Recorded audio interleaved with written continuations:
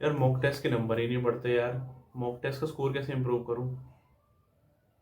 आज इसी टॉपिक पे मैं आप सबसे बात करने वाला हूँ कि हम मॉक टेस्ट का स्कोर कैसे इंप्रूव करें जब हम किसी भी गवर्नमेंट जॉब की प्रिपरेशन कर रहे हो, चाहे वो एसएससी के एग्जाम हो, चाहे वो यूपी पुलिस, हम जो कंप्यूटर ऑपरेटर, एएसआई, एसआई, कोई सा भी एग्जाम हो।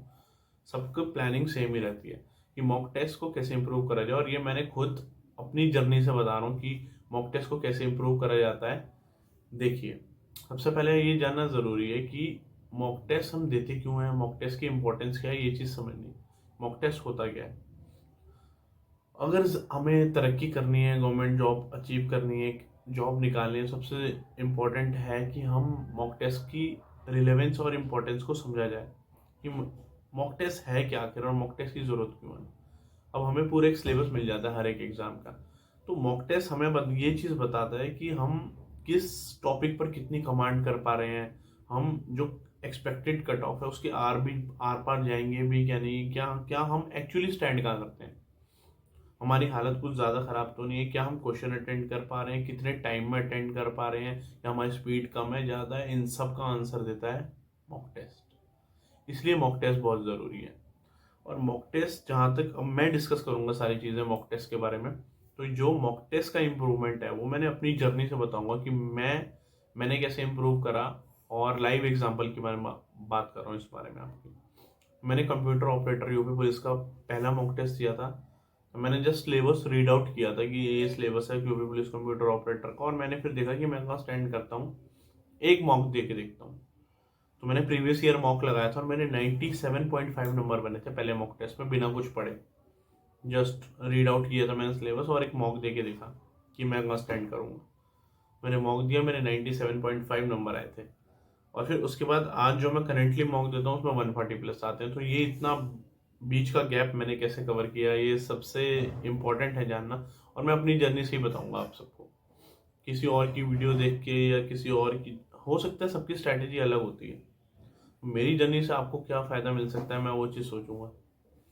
तो मेरी बेसिकली अंडरस्टैंडिंग ये है कि पहले हमें ये जानना है कि मॉक क्यों ज़रूरी है और मॉक टेस्ट देते कैसे हैं।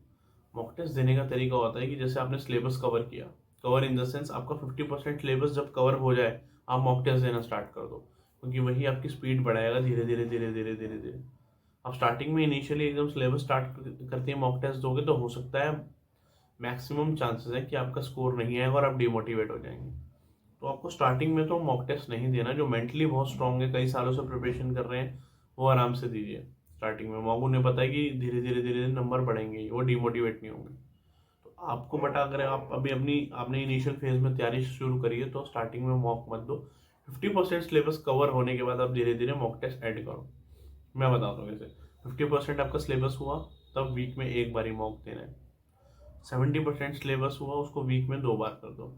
जैसे 80-90 पे आप टच करोगे सिलेबस के पास, हफ्ते में 3 मॉक कर दो, उनका एनालिसिस करो। अब आज मैंने एनालिसिस करा, मेरे को पता लगा मेरे 140 नंबर आए, मेरे को पता लग जाएगा कि मैं किन किन सेक्शन में वीक हूँ, एनालिसिस में दिख जाता है। अगली बार उन टॉपिक को अच्छा करके आऊँगा, फिर मॉक दूंगा।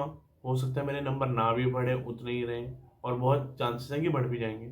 तो 3-4 नंबर मुझे इम्प्रूव मिलेंगे।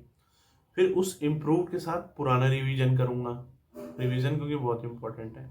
मैंने नया स्टार्ट करा और 153 से 156 पहुंचने के लिए, बट पुराना रिवाइज नहीं करा, तो मैं फिर 140 पे आ जाऊंगा। ये सब गलती करते हैं।